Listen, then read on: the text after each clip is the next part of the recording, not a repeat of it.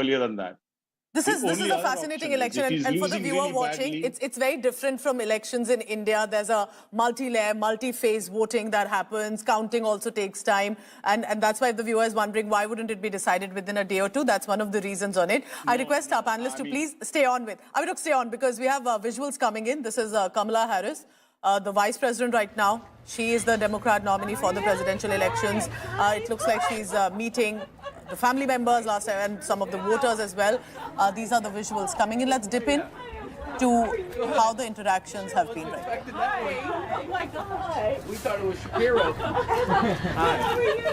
Tell me, what's your name? Cole. Volunteer. Cole. Our sensei is Cole. Hi, Cole. Hey, Max.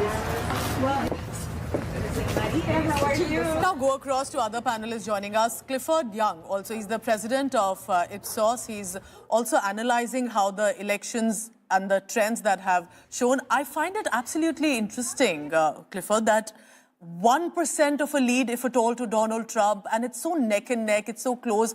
What is your assessment, and why do you think this election is so close to even call right now?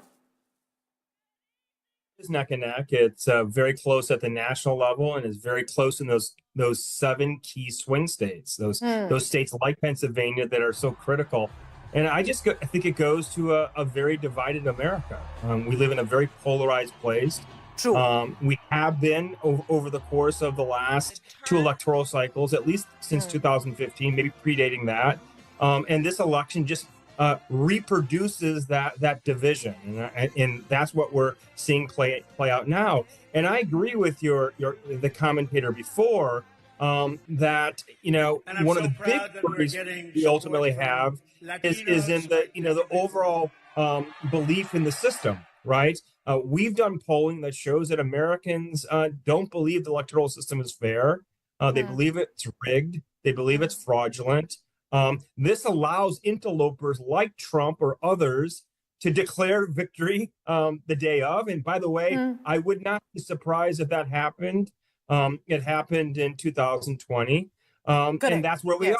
Very polarized, very divided, and a very distrustful America right now.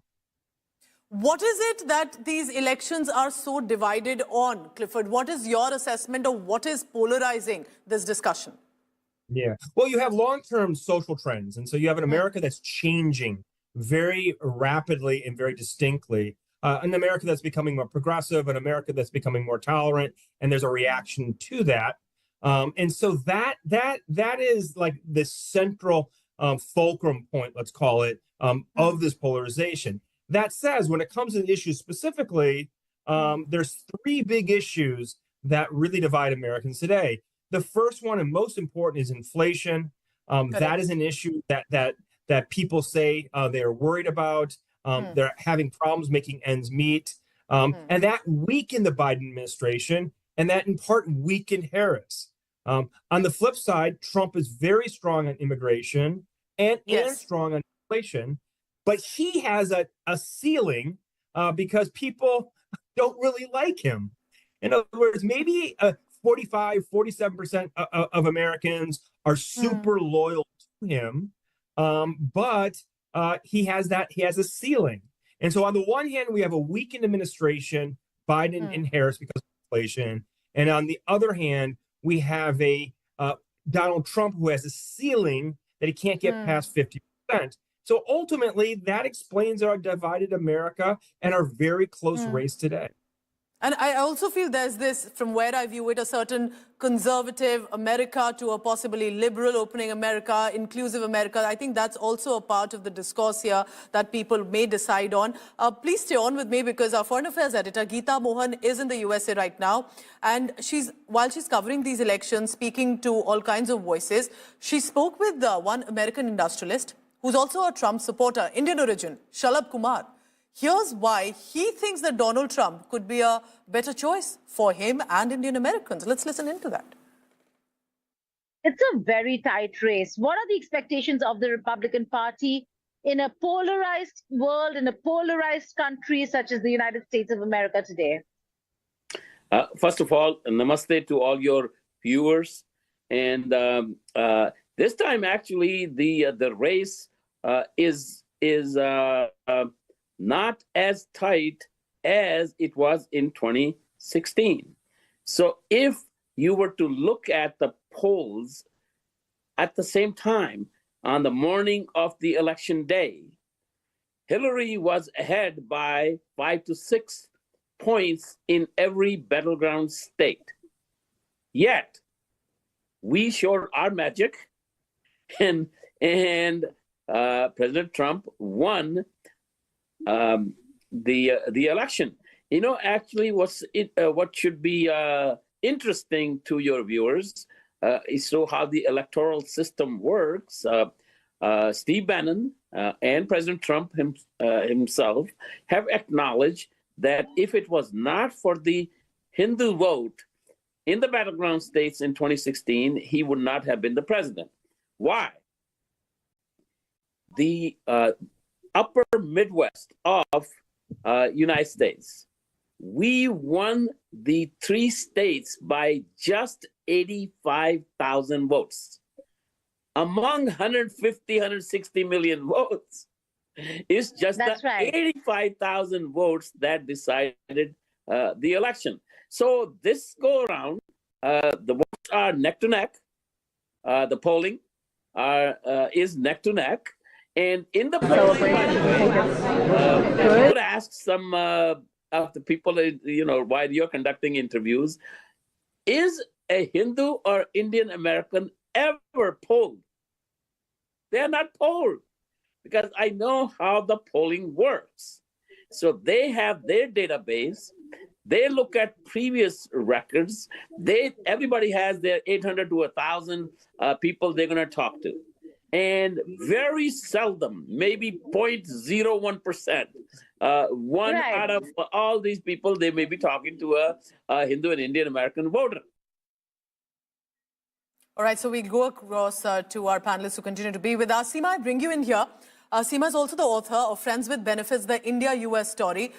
What is your assessment about what you see around you, the kind of election campaigning that has been, and how do you think Harris or Trump, victory will be for the USA for their elections, but it could also decide the manner in which India-USA relationship goes here on? See, the race is very tight.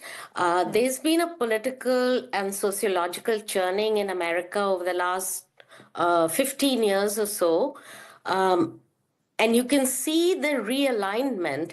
That's why people are puzzled that, how come 48% of Americans support Trump, whose rhetoric is so violent and he's seen as just so rough. But the thing is, he's, number one, touched on the issues that are important to the people in this election. Yes. And he's honed in very well. Immigration, inflation, and some of the gender issues, like all the fuss around transgender issues. Those, believe it or not, resonate with a lot of people. Then there is a divide between the college educated and the non-college educated. So the Democratic Party, most of the supporters are more educated. The Democratic Party has become the party of the elite over the years, whether they like it or not, whether they admit it or not, but that's just the facts. And increasingly, the Republicans are the party of the working class, which is, one of the biggest ironies of my life, living here for the last 20, 25 years. So in terms of, that's why the race is so tight, things are so close, and nobody can say for sure who's going to win. It could be either candidate, depending on voter turnout, whether the number of women who vote for Kamala Harris is larger than the number of men who have broken for Trump. A slice of Black American men, slice of Latinos, even Indian American young men have kind of drifted towards Trump.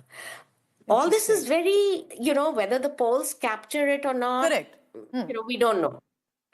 So, Now, in Seema, also terms tell me, of because I'm USA, also, yeah. like I was asking you, what do you think, how do you see how the next American president will take or should take the relationship with India also here on? Indian American is such a strong vote base for them, at least in terms of their positive contributions and influence in American society. But eventually they're also dealing with possibly another nation right now. India has changed so much over the years.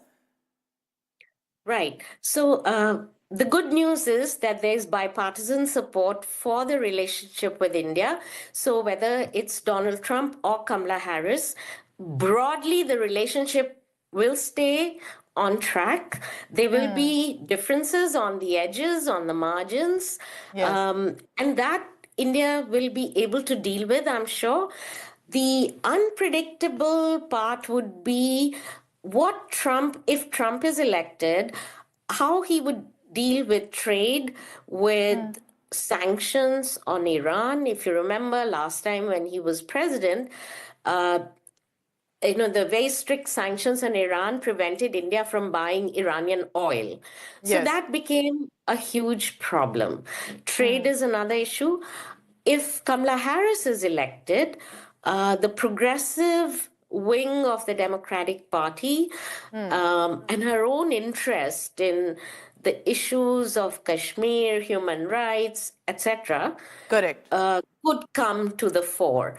So those are the two things, but the strategic outline of this relationship, which is broadly based on the fact that the Americans need India to counter China.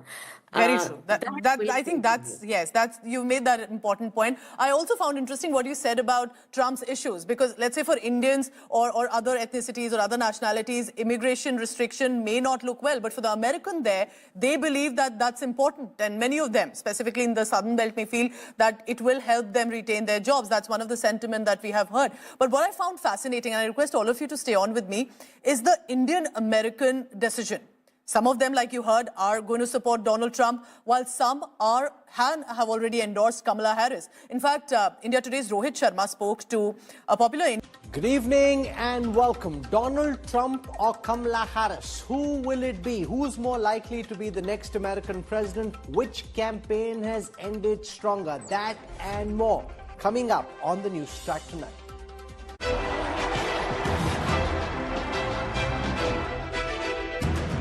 America's Battle of the Ages. Furious race to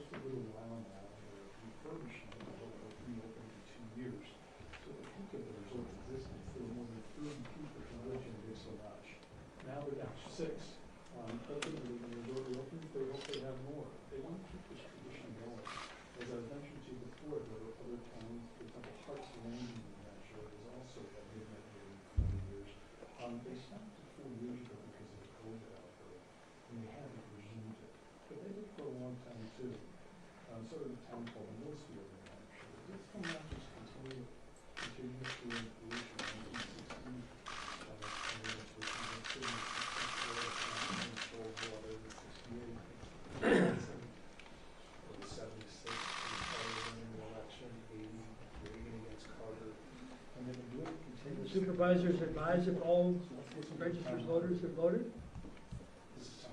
They're advised that all registered voters have voted.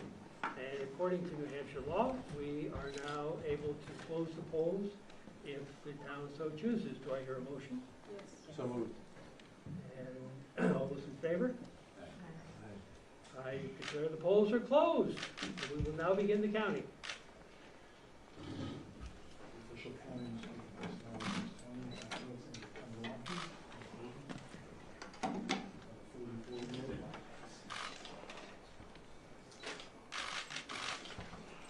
lock you up, they want to put you in jail. The ones that should be locked up are the ones that cheat on these horrible elections that we go through in our country.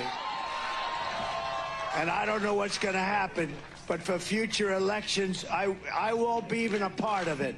But you ought to damn well go to paper ballots, you ought to go to voter ID, and you ought to have the election over by 9 o'clock. I'm hearing now they're going to take weeks.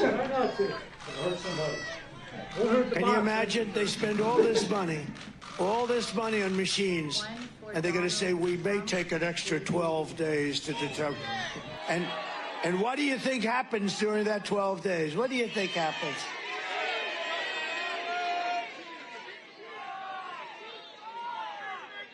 These elections have to be decided by 9 o'clock, 10 o'clock, 11 o'clock on Tuesday night. Bunch of crooked people. These are crooked people. Trump, who continues to falsely claim that his 2020 loss to Democratic President Joe Biden was the result of widespread fraud, insists that he is winning. Our country is a crooked country, okay? It's a crooked country, and we're going to make it straight. We're going to make it straight, and it's not an easy thing to do. Opinion polls showed Donald Trump and Kamala Harris locked in.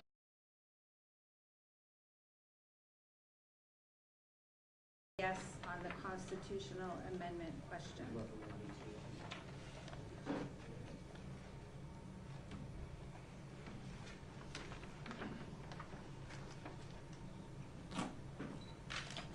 One for Donald Trump and J.D. Vance. One for Kelly Ayotte. One for Lily Tang Williams. One for Joseph D. Kenney. One for David Roquefort. One for Arnold G. Davis. One for Keith Roberge. One for John McCormick. One for Suzanne Collins. One for Leon H. Rideout. One for Terry L. Peterson. One for Ray Gorman. And another yes for the constitutional amendment question.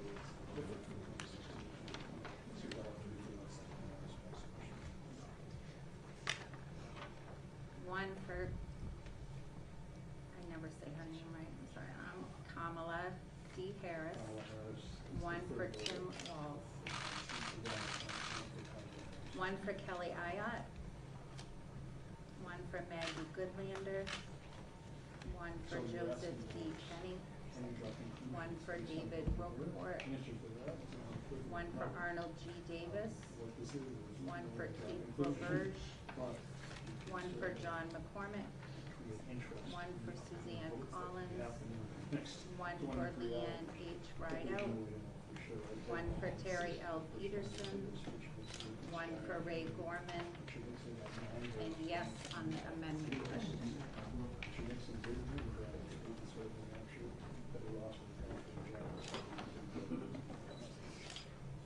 One for Donald J. Trump and J.D. Vance. One for Kelly Ayotte. One for Maggie Goodlander. One for Joseph D. Kenney. One for David Roquefort. One for Arnold G. Davis. One for Keith L. Roberge. One for John McCormick. One for Suzanne Collins. One for Leon H. Rideout. One for Terry L. Peterson. One for Ray Gorman. And no for the constitutional amendment question.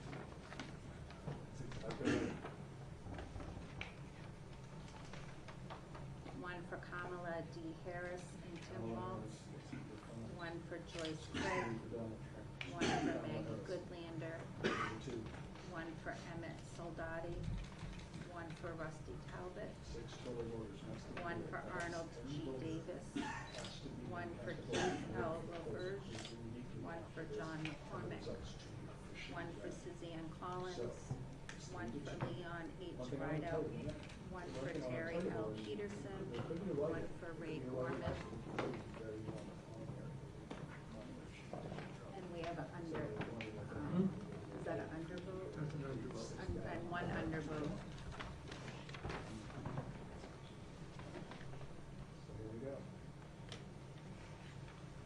for Kamala D. Harris. One for Kelly Ayotte. One for Maggie Goodlander. One for Joseph D. Kenny. One for David Roqueport. One for Arnold G. Davis. One for Keith L. Roberge. One for John McCormick. One for Suzanne Collins. One for Leon H. Rideout. One for Terry L. Peterson. One for Ray Gorman. And yes on the amendment question.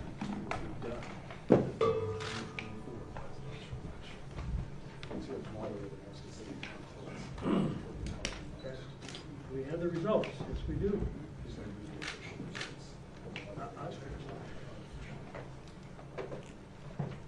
All right.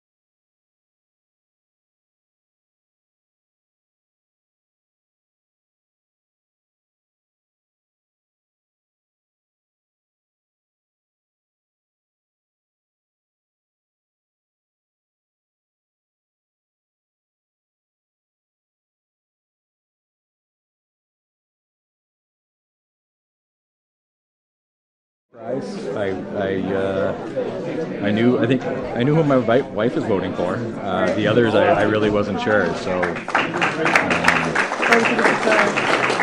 well, no, because you just don't know. You know, back in the primary, all 6 of us voted for Nikki Haley, right. And unfortunately, she wasn't on the ballot. But yeah, it's. Did you think that you guys would all lean Democrat or Republican, or? You know what? I really didn't know. You know, the bulk of us are registered Republican. Right. You never know how someone's going to vote. Right. And then before I let you go, can you just tell me a little bit about your experience with this tradition? Have you lived here for a long time? 3.5 years. So the first time I voted was in the primary in January. Oh, so what's it been like? Is it overwhelming? When you put a camera in my face, yeah, a little bit, but no, it's been overwhelming is a good word. So, I feel like my vote doesn't count more than your vote or anyone else's vote. We just happen to get to go first. So. Right. Why do you think there's this celebration? Do you think it's good that there's so much energy around the civic process, or do you think it's No, it definitely matters. It does. Tell me more about that. Thank you so much. I'm just happy to get to this point. Thank you. Hey, you're welcome. Scott Maxwell, Maxwell. You're welcome.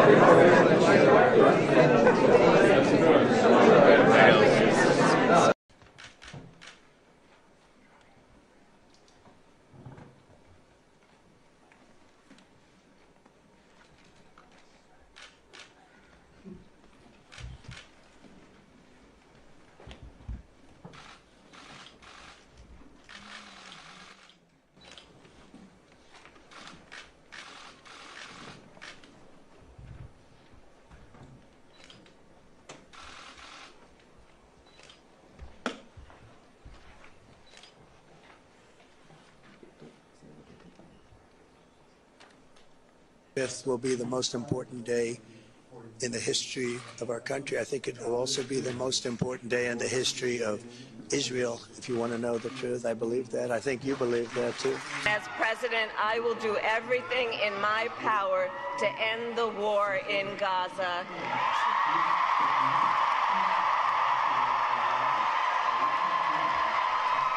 To bring home the hostages, end the suffering in Gaza, ensure Israel is secure, and ensure the Palestinian people can realize their right to dignity, freedom, security, and self-determination. But I've come today with a message of hope for all Americans. With your vote, this election, most important election you've ever even thought about voting in, I will end inflation. I will stop the invasion of criminals pouring into our country, and I will bring back the American dream. We have an opportunity in this election to turn the page on a decade of Donald Trump trying to keep us divided and afraid of each other. That is who he is, but Madison, that is not who we are. Do you like it better now or 4 years ago? Well, I ask it a different. Do you like it better now or 4 years ago? And I've come today with a message of hope for all Americans. With your vote on Tuesday, I will end inflation. I will stop the invasion of massive numbers of criminals coming into our country. Thank you very much, Kamala and Joe. And I will bring back the American dream, and we'll bring it back stronger than ever before. But this is all you need to know. Kamala broke it, and we will fix it, and we're going to fix it fast. Just imagine on January 20th. Because if he is elected, if Donald Trump is elected, he's going to be sitting in that Oval Office stewing over his enemies list. Because he spends full time plotting revenge and retribution. So imagine on January 20th, it's either that, him plotting over his enemies list, or me working for you on my to-do list. At this moment, attention squarely focused on who's likely to win the presidential elections in the United States. If you think Maharashtra and Jharkhand are tight elections, don't know, can't say, too close to call, well, the United States is a whole different ballgame. And to talk about this, we're joined on this broadcast by Ishan Tharoor. He's a well-known columnist at the Washington Post. I have Pramit Pal Chowdhury, head of the India practice at Eurasia Group. And we have Arun Kumar Singh, who's been India's ambassador to the United States and is a non-resident senior fellow at Carnegie India. I want to go across to Ishan first. Ishan, very rarely have pollsters and pundits been quite as confused. Are they just hedging their bets and therefore not giving clear answers? All these battleground states actually likely to go down to the wire in the way that these polls are suggesting? Look, the polls have been suggesting for a very, very long time that it's a dead heat, and it is a dead heat. So, I mean, there's, on a certain level, they're right. Of course, there are lots of different models, lots of different polls, and lots of different polls that say certain things, point to different trends happening that could tilt one way or the other. We're talking about an election where the difference will be such a narrow margin of votes that it's, of course, quite difficult to really know come Tuesday night, and probably not just Tuesday, come Wednesday morning, perhaps even Thursday morning, what some of the results may be. And so we're in a situation now where, yes, because of the particular anachronism of the American system, it comes down to a handful of certain states that are really up in the air, and both campaigns think they're making a strong last push and hoping to consolidate some gains. A lot of what you do, Pramit Pal, at the Eurasia Group is risk advisory. What is the Eurasia Group advising its clients in terms of who do you think is more likely to win at this moment? 46, 48, 49, 50. It's looking really, really tight. Is that how tight it's going to be, or do you think everyone's just hedging because they can't be quite sure? Well, I think they can't be quite sure. I think the combine companies, from what I remember of our American team, continues to believe Trump has an edge. But it's really down to, I think, one of the calculations, as little as 80,000 voters will make the decision.